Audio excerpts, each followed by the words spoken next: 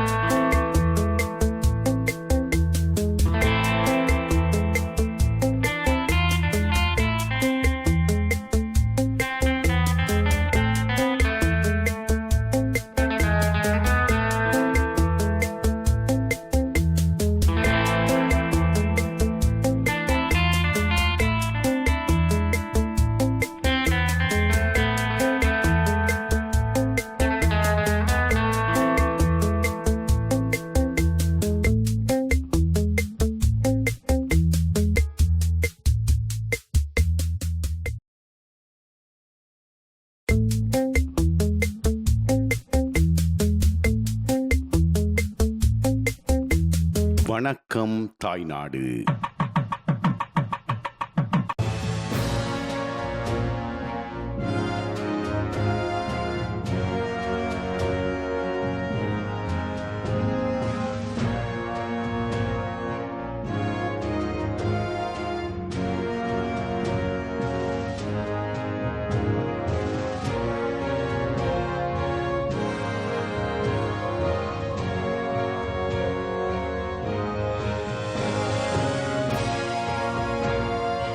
உயர் பாதுகாப்பு வலயம் என்ற போர்வைக்குள் சிக்கியுள்ள தமது இடங்கள் நிச்சயமாக இன்று விடுவிக்கப்படும் என்ற நம்பிக்கையில் காங்கேசன்துறையின் இராணுவ முகாம் அமைந்துள்ள இடத்தில் ஒன்று கூடிய மக்கள் தமது கண்களுக்கு யார் யாரெல்லாம் உயர் அதிகாரிகளாக தெரிந்தார்களோ அவர்களிடம் எப்போது எமது வீடுகளுக்கு எம்மை விடுவீர்கள் என்று கேட்கத் தொடங்கினார்கள்.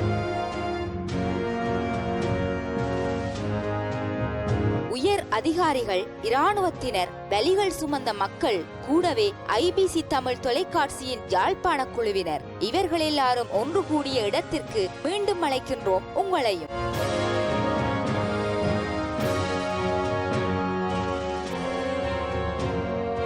உயர் பாதுகாப்பு வலயமாக இருந்து விடுவிக்கப்பட்ட பகுதிகளைச் சேர்ந்த மக்களுடைய காணிகள் இவ்வளவு காலம் அவர்கள் சென்று விட்டார்கள். ஆனால் காணி உறுதிகள் அவர்களிடம் இதுவரை இருக்கவில்லை. இன்றுதான் உறுதிகள் சில பேருடையது கையளிக்கப்பட்டிருக்கிறது.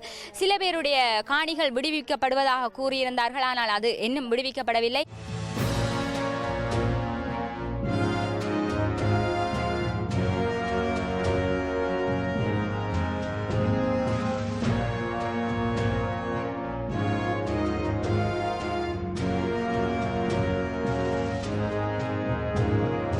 இன்று விடுவிக்கப்படுவதாக கூறியிருந்த இடங்களில் ஒன்றான கட்டுவன் தெற்கு பகுதியை நோக்கித்தான் யாழ்ப்பாணம் ஐபிசி தமிழ் குழுவினராகிய நாங்கள் வந்திருக்கின்றோம். இந்த பாதை கூட கட்டுவன் சந்தியை நோக்கி செல்கின்றது. விடுவிக்கப்படாத இடங்களில் உள்ள இராணுவத்தினருடைய காவலரன்கள் பின்னோக்கி நகர்ந்து கொண்டிருப்பதை பார்க்கக்கூடியதாக இருக்கின்றது.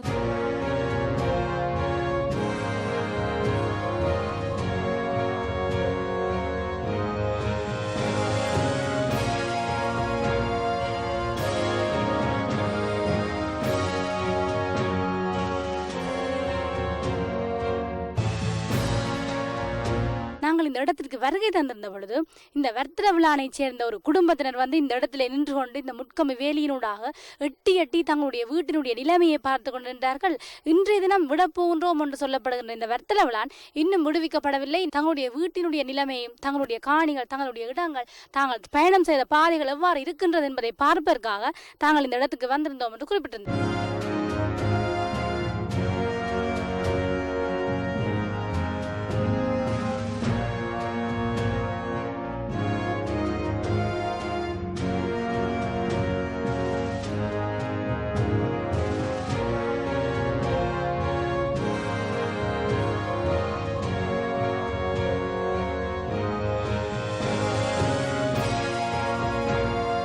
இந்த காங்கேசன்துறை புகையிரத நிலையத்தின் மேடையிலிருந்து பார்க்கும்போது இந்த புகையிரத நிலையத்திற்கு எதிர்ப்புறமாக பல மக்களுடைய வீடுகளை பார்க்கக்கூடியதாக இருக்கின்றது.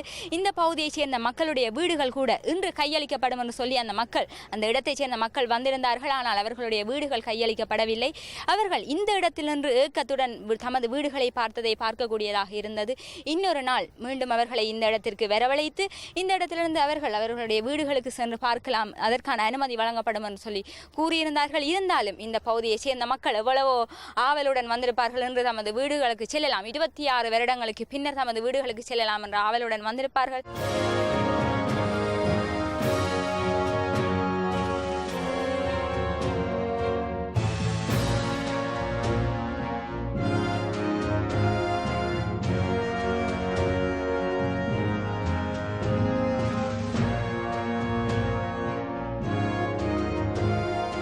பல பேர் இந்த காங்கேசன்துறை பகுதியைச் சேர்ந்தவர்கள் நிச்சயமாக இந்த காங்கேசன்துறையின் இந்த பகுதி விடுவிக்கப்படாது, ஆனால் தாங்கள் வாழ்ந்த இடம், தாங்கள் தொழில் செய்த இடங்களை பார்க்கலாம் என்று சொல்லி கூட இந்த இடத்தைச் சேர்ந்த மக்கள் வந்திருக்கின்றார்கள். அப்படியாக இந்த காங்கேசன்துறை பகுதியைச் சேர்ந்த மக்களுடைய கதையையும் தற்பொழுது கேட்டு பார்க்கலாம். எனக்கு அருகில் நிற்கும் இந்த அம்மாவும் இந்த அப்பாவும் தங்களுடைய வீடு இந்த புகையிரத நிலையத்திற்கு அந்த புறம் இருக்குன்னு சொல்லி நின்று பார்த்து கொண்டிருந்தார்கள். உங்களுடைய வீடு இவ்வளவு காலம் விடுவிக்கப்படாமல் இருந்தது, இன்று விடுவிக்கப்படும் சொல்லி வந்திருப்பீர்கள். அந்த இடத்திற்கு விடையில சொன்ன உடனே உங்களுடைய மனம் எப்படி இருந்தது? உண்மையில் இது ஒன்றும் தவிர்க்க முடியாது. ஏன்டா வயல் தங்களோட பாதுகாப்புன்னு சொல்லினா தவிர்க்க முடியாது. இப்போ கூட்டம் நடக்க நான் எனது மனைவிட்டு சொல்லி போட்டு தான் வந்தேன். எங்களை வீட்டுக்கான சாத்தியக்கூறு இல்லை. ஆனாலும் நான் இந்த மனம் கேளாமல் ஒரு ஆமி பெரியவட்ட நேராக போய் கேட்டேன். எனக்கு சிங்களம் தெரியும். ஆமி பெரியவட்ட நேராக கேட்டால் இதில் இப்படி வீடு இருக்குது, போய் பார்க்கலாமோ, இதுலேருந்து கூப்பிடுதலாம் இருக்குது தெரியுது கூறியண்டன். இல்லை இன்றைக்கு போய் பார்க்காதுங்க, ரெண்டா சனங்கள் இருக்குது, அப்புறம் குழம்பிடும், வேண்டாம் இன்னொரு நாளைக்கு வாங்க தனிப்பட்ட முறையில் உங்களை விடலான்னு சொல்லிச்சினேன். இப்போ இன்றைக்கு அந்த காணி விடுபட்ட ஆக்கள் எல்லாரும் 100க்கு 90% நடுங்கி கொண்டு தான் போய் காணி எடுக்கினேன். 26 வருஷத்துக்கு பிறகு அந்த வயசு போய் தான் எடுக்கினேன். அநேகமாக எந்த காணி எடுக்க நானும் பொல்ல உண்டி தான் மேடையில் ஏற வேண்டி வர வேண்டிய ஆசையோடு எதிர்பார்த்து நிற்கிறேன்.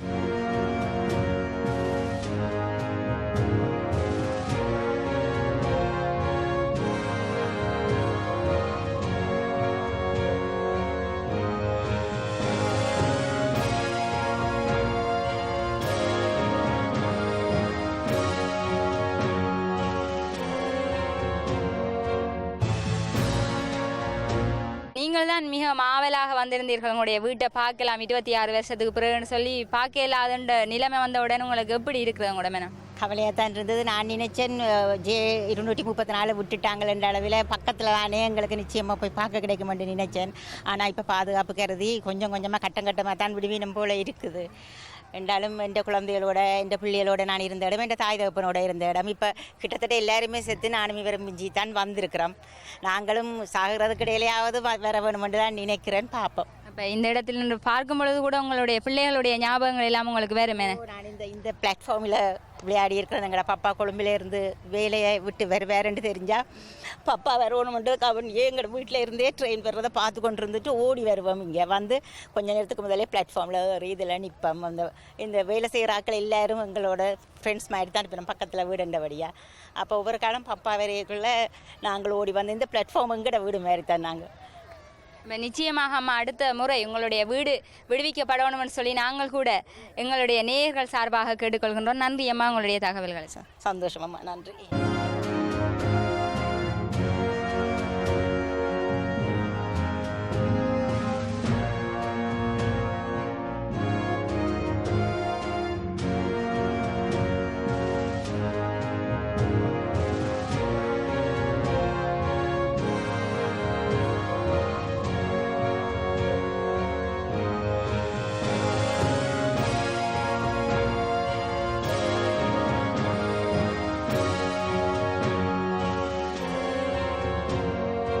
இனக்கரியிலே பாருங்கள், இது அம்மாக்கள் நின்று கொண்டிருக்கின்றார்கள். இவர்களுடைய முகத்தை பார்க்கவே எனக்கு கொஞ்சம் பயமாக இருக்கிறது. ஏதோ ஆதங்கத்துடன் நாங்கள் இந்த இடத்துக்கு வருகை தந்த பொழுது உங்களிடம் குறிப்பிட்டிருந்தார்கள். அந்த ஆதங்கத்தையும் நேர்கள் கேட்க போகிறீர்கள். வணக்கம் அம்மா, நீங்கள் வந்து காங்கேசன்துறை அந்த இடத்தைச் சேர்ந்தனீர்கள். உங்களுடைய இடங்கள் எல்லாம் உயர் பாதுகாப்பு வலயத்திலிருந்து விட்டாச்சு செய்தியை பத்திரிகையில் பார்த்து படுத்திருப்பீர்கள். அதை பார்த்தவுடன் உங்களுக்கு எப்படி இருந்தது? உங்களோட இடங்களை பார்க்க போறோம்.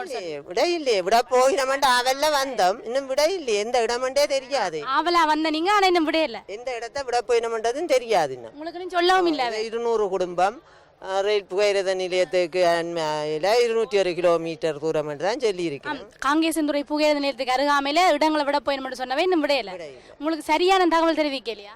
இல்லை கிடைக்கல எங்களுக்கு. அப்ப இன்றைய இந்த கூட்டத்தில் நீங்கள் பங்கு பெற்றீர்கள், இதுல இருந்து ஒரு நம்பிக்கை வந்திருக்கும், அது என்ன? நம்பிக்கையோட வந்த நாங்கள், ஆனால் இப்போ எங்களுக்கு நம்பிக்கை இல்லை. சரி, உங்களுக்கு ஏதாவது உறுதி நம்பிக்கை கூட்டுறதுக்காக என்ன பத்திரங்கள் தந்திருப்பார்கள், என்ன தந்தவை உங்களுக்கு? இல்லை, ஒருமே பனிசும் மயிலவும் தான் தந்திருக்கணும். அப்ப நீங்கள் இந்த கூட்டத்துக்கு வந்து ஏமாற்றத்தான் சந்திச்சு கொண்டு போறீங்கன்னு சொல்லி குறிப்பிடுகிறீர்கள். நீங்கள் இந்த இடத்தை சேர்ந்த நீங்கள்? காங்கேசன் சந்தை வீதி ரயில்வே ஸ்டேஷன். அப்ப உங்களோட இடங்கள் எல்லாம் 30 வருடங்களாக ராணுவத்தினுடைய உயர் பாதுகாப்பு வலயமாக இருந்தது. அந்த இடங்களை எல்லாம் விட்டோன்னு சொன்னோட நீங்க நினைச்சிருப்பீங்க போய் பார்க்க போறோம்னு சொல்லி. இடங்கள் தெரியாதபடியா நாங்க காட்டணும். எங்களோட அம்மாக்கள் எங்களை தந்துட்டு போய் எங்களுக்கு சின்ன வயசு நாங்க பிள்ளைகளுக்கு தெரியாதபடியா காட்டணும். 2 நாள் நம்பிக்கையில வந்தாங்க. இப்ப அது கிடைக்குமா, கிடைச்சா சந்தோஷம். போயிருப்போம். இனியப்பட்டாலும் வேற காலத்தை குழந்தைகள் குட்டிகளோட நாங்கள் பேரப்பிள்ள இதோட நாங்கள் அங்கே இருப்போம். உங்களுடைய அம்மாவினுடைய சொத்து அந்த இடத்துல இருக்கிறது, அதை உங்களுடைய பிள்ளைகளுக்கு காண்பிக்க வேணும்னு சொல்லி நீங்கள் ஆசைப்படுங்க. அதுக்கு ஆசைப்படுறேன். தெரியாதுதானே இவ்வளோ காலம் எங்கட பிள்ளைகளுக்கு ஒன்றும் தெரிய மாட்டுதானே. பிள்ளைகள் இப்போ வளர்ந்து 26 வருஷம் ஆச்சது, பிள்ளைகள் எங்கட சொந்தமானு தெரியலன்னு தானே கவலைப்படுகிறோம்.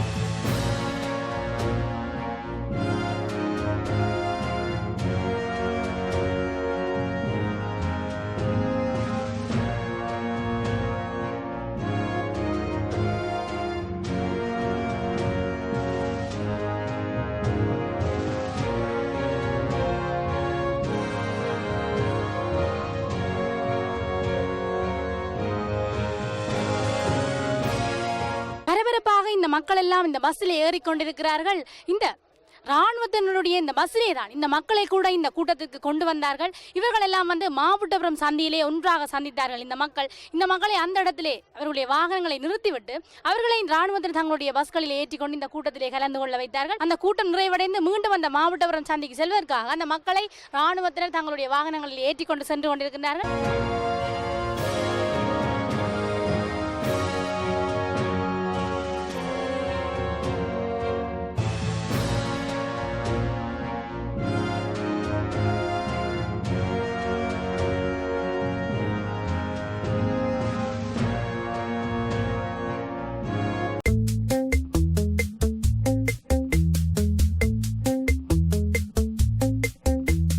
வணக்கம் தாய்நாடு.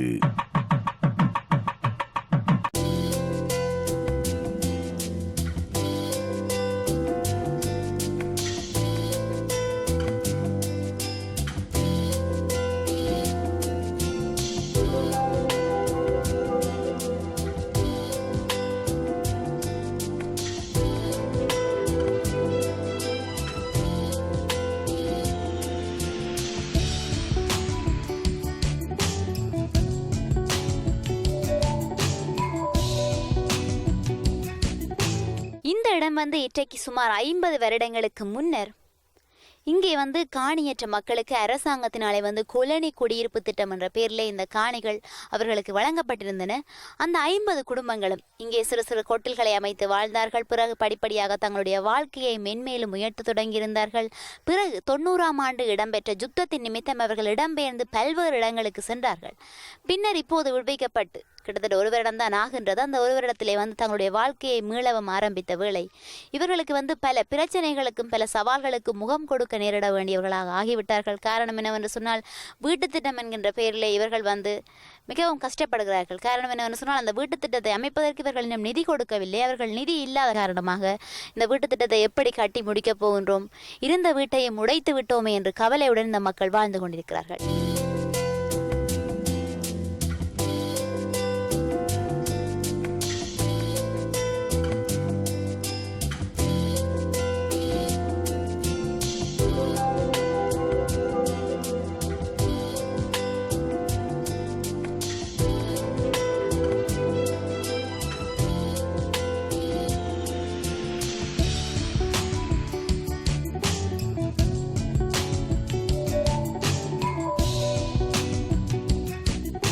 விடுவிக்கப்பட்ட இடங்களில் வந்து விடுவிக்கப்பட்ட உடனே யுனிசெஃப் நிறுவனத்தினாலே வந்து அவர்களுக்கு அரை நிரந்தர வீட்டு திட்டம் கொடுக்கப்பட்டது. ஆனால் தற்போது மீள்குடியேற்ற அமைச்சினாலே வந்து முழுமையாக நிரந்தர வீட்டு திட்டம் அனைவருக்கும் கொடுக்கப்படுகின்றது. ஆனாலும் இந்த நிரந்தர வீட்டு திட்டம் கொடுக்கப்பட்டாலும் கூட பல பிரச்சனைகளை இந்த மக்கள் எதிர்கொள்வதாக குறிப்பிட்டிருந்தார்கள். அந்த வகையில் நீங்கள் என்னென்ன பிரச்சனைகளை எதிர்கொள்கிறீர்கள்? இப்போ வந்து எங்களுக்கு விடுத்திட்டம் வந்திருக்குன்னு சொன்னால் அந்த அத்திவேரம் கட்டி காட்டினா தான் காசு போடுவோம்னு சொன்னவன் முதல். அப்புறம் ஒருக்கா சொல்லினா அத்திவேரம் நிலம் தோண்டினது அப்புறம் உங்களுக்கு காசு போடுறோம்னு சொல்லி. இப்போ வந்து இன்றைக்கு சொல்லினோம்னு சொன்னால் நீங்கள் சாமானை பறிச்ச அப்புறம் உங்களுக்கு காசு போடுறோம்னு சொல்லி. அப்போ இந்த சாமான் பறிக்கிறதுக்கு அத்திவேரம் கட்டுறதுக்கு எங்கள்கிட்ட காசு இருந்தால் நாங்கள் அதை செய்வோம். இப்போ வந்து எங்களுக்கு கட்டக்கூடிய வசதி இல்லை. இப்போ மாறி தரக்கூடிய வசதியும் இல்லை. இப்போ அது திருப்பி நாங்கள் கட்டுறதா இருந்தால் வட்டிக்கு எடுத்து தான் நாங்கள் கட்டுவோம். வட்டிக்கு எடுத்து அந்த காசு வீடு கட்டுறதை விட நாங்கள் பேசாமல் இருக்கலாம்.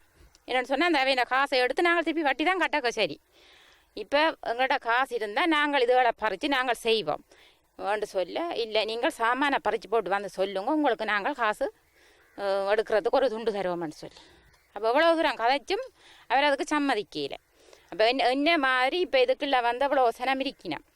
கட்டக்கூடிய நிலைமையில இல்லை, சாமான் பறிக்கக்கூடிய நிலைமையிலையும் இல்லை.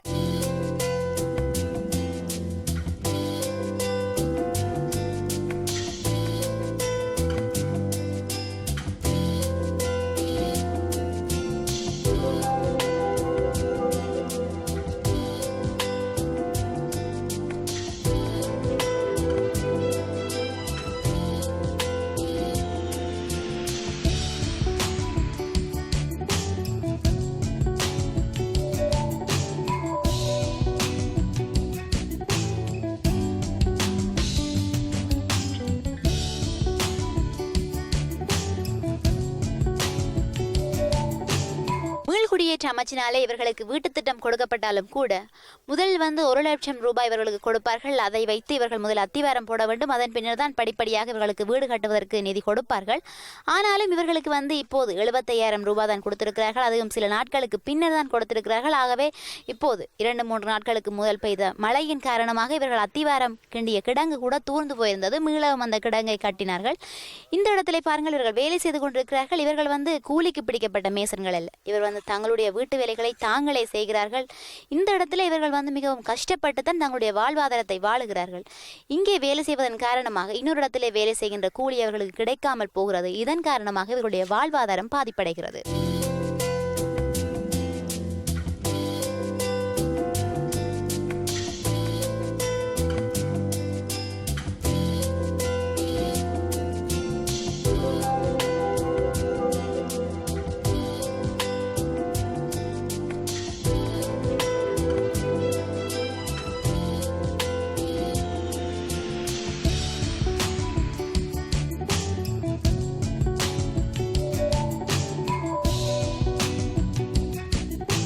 வீமன்காமம் கொலனி குடியிருப்பு திட்டம் விடுவிக்கப்பட்ட போது நாங்கள் வந்து பார்வையிட்டோம். அதை கூட படமாக்கி இருந்தோம். அந்த நிகழ்ச்சியிலே வந்து இந்த இடம் ஒரே காடாக இருந்தது. மக்கள் அப்போதுதான் வந்து இந்த இடத்தை துப்புரவு செய்து கொண்டிருந்தார்கள். வீதிகள் கூட புனரமைக்கப்படவில்லை. ஆனால் இப்போது இந்த இடம் எப்படி இருக்கிறது என்று பாருங்கள். மக்கள் வந்து குடியமர்ந்து விட்டார்கள். ஆங்காங்கே சிறிய சிறிய வீடுகள் காணப்படுகின்றன. இப்போது அவர்களுக்கு வீட்டு திட்டங்கள் கூட கொடுக்கப்பட்டு கொண்டிருக்கிறது. அதைவிட இந்த வீதியை பாருங்கள், இப்போது தார் ஊற்றப்பட்ட வீதியாக மாற்றப்பட்டிருக்கிறது. போக்குவரத்து கூட இவர்களுக்கு செய்யப்பட்டிருக்கிறது. 2 பேருந்துகள், 9:30 ஒரு பேருந்தும் 4 மணிக்கு ஒரு பேருந்தும் தான் இந்த வீதியாலே பயணிக்கும். அந்த வகையிலே இந்த பேருந்துகள் சென்றாலும் கூட பாடசாலை மாணவர்கள் வந்து இந்த இடத்திலிருந்து 2 கிலோமீட்டர் தொலைவில் நடந்து செல்ல வேண்டும். வீமன்காமம் மகா வித்தியாலயத்துக்கு தான் செல்ல வேண்டும். அவர்கள் சில வேளை வந்து அவர்கள் பேருந்திலே செல்வதில்லை, நடந்துதான் பலமையாக செல்லுகிறார்கள். இந்த பிரச்சனையை வந்து போக்குவரத்து அமைச்சர் அவர்கள் முன்வைத்த போது அவர்கள் வந்து இப்போது அந்த பாடசாலை மாணவர்கள் செல்வதற்கு ஏற்ற வகையிலே காலை 7:30 மணிக்கு ஒரு பேருந்தை அனுப்பியிருக்கிறார்கள். அந்த பேருந்தில் தான் இப்போது மாணவர்கள் பாடசாலை செல்லுகிறார்கள். அதைவிட இங்கே இந்த மக்கள் வந்து என்ன பொருட்களை வாங்குவது என்று சொன்னாலும் வந்து தெல்லிப்பளை சந்திக்குத்தான் செல்ல வேண்டும்.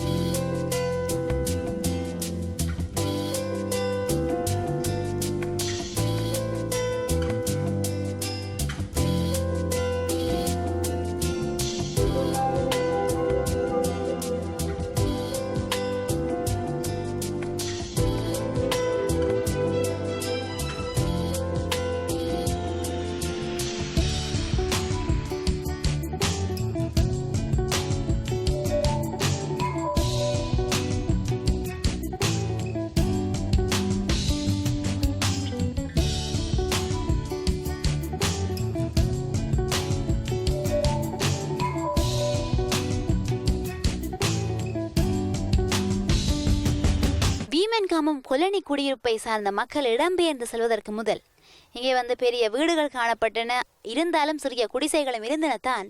ஆனால் பெரிய வீடுகள் காணப்பட்ட இடங்களிலே வந்து மதில்கள் அடைத்திருந்தார்கள் வீட்டை சுற்றி. இப்போது இடம்பெயர்ந்தவர்கள் மீள வந்து பார்த்தபோது அந்த மதில்களை காணவில்லை.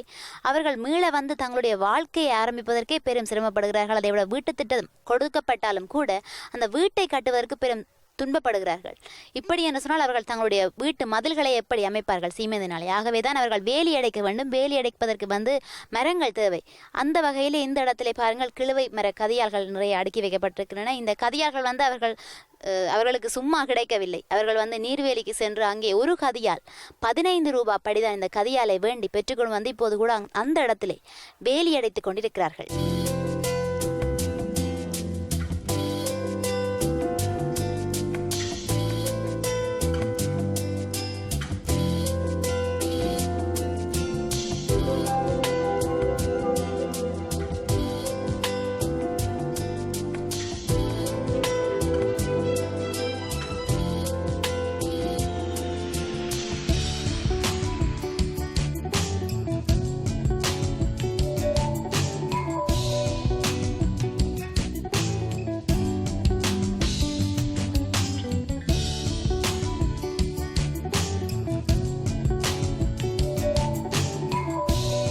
இவர்கள் வந்து பல பொருட்களை வாங்குவதற்கு தெல்லிப்பளை சந்திக்கு சென்றாலும் கூட சில அத்தியாவசிய பொருட்களை வந்து உடனடியே பெற்றுக்கொள்ள வேண்டும். ஆகவே இந்த கிராமத்திலே வந்து 3 சிறிய கடைகள் இருக்கின்றன. அதில் ஒரு கடை தான் இந்த கடை. இந்த கடையிலே வந்து இந்த மக்கள் வாங்குவதற்கு தேவையான சில பொருட்கள் காணப்படுகின்றன. உதாரணமாக ஷெம்போ, தீப்பெட்டி போன்ற பல்வேறு பொருட்கள் இந்த கடையில் இருக்கின்றது.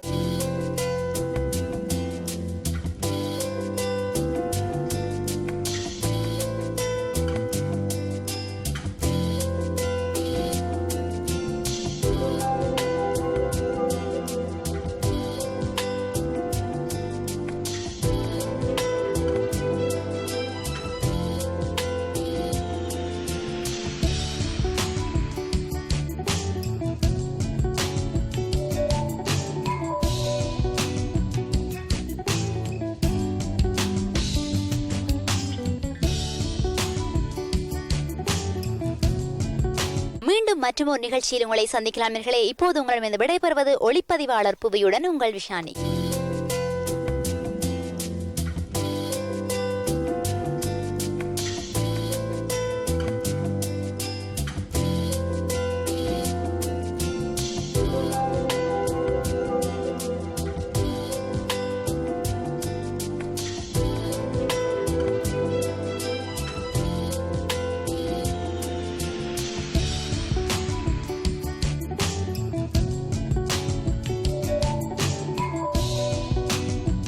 விழுந்தவன் வந்து மீண்டும் எழுந்து நடந்தால் தான் வாழ்விலே வெற்றியை காண முடியும். அந்த வகையிலே இந்த மக்கள் வாழ்விலே பல துன்பங்களையும் இன்னல்களையும் சந்தித்தாலும் கூட இந்த விடுவிக்கப்பட்ட ஒரு வருடத்திலே வந்து பல மாற்றங்களை இந்த கிராமத்து மக்கள் எட்டியுள்ளார்கள். இந்த ஒரு வருடத்திலேயே வந்து இவ்வளவு மாற்றங்களை எட்டியுள்ளார்கள் என்று சொன்னால் இன்னும் சில காலங்களில் வந்து இந்த இடம் எப்படி மாற்றப்படும் என்று உங்களுக்கு புரிந்திருக்கும். இந்த இடத்திலிருந்து நாங்கள் இந்த நிகழ்ச்சியை நிறைவு செய்து கொண்டு இன்னும் ஒரு வணக்கம் தாய்நாடு நிகழ்ச்சிக்குள்ளே செல்வதற்கு முதல் இப்போது நாங்கள் ஒரு சிறிய விளம்பர இடைவெளி எடுத்துக்கொள்ளப் போகிறோம். இது உங்கள் வணக்கம் தாய்நாடு. எங்களுடன் என்று இணைந்திருங்கள்.